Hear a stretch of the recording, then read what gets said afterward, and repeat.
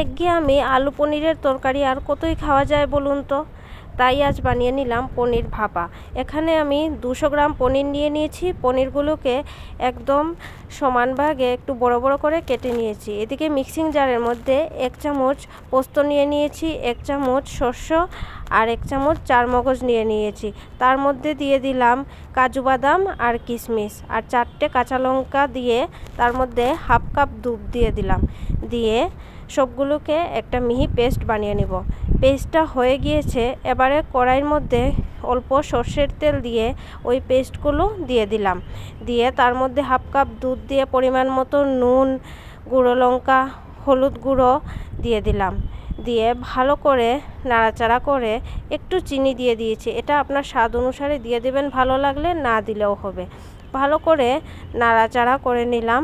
করে পনিরগুলো সব কিছু দিয়ে দিলাম। তার মধ্যে সব পনিরগুলো দেওয়া হয়ে গিয়েছে। এবারে 5টে চেরিয়ে রাখা কাঁচা লঙ্কা দিয়ে অল্প একটু সর্ষের তেল দিয়ে ঢেকে রেখে দিলাম 10 মিনিটের জন্য। 10 মিনিট পর দেখুন আমার এই পনির ভাপা রেডি হয়ে গিয়েছে। দুর্দান্ত লাগে খেতে। আপনাদের কেমন লাগলো রেসিপিটা জানাবেন।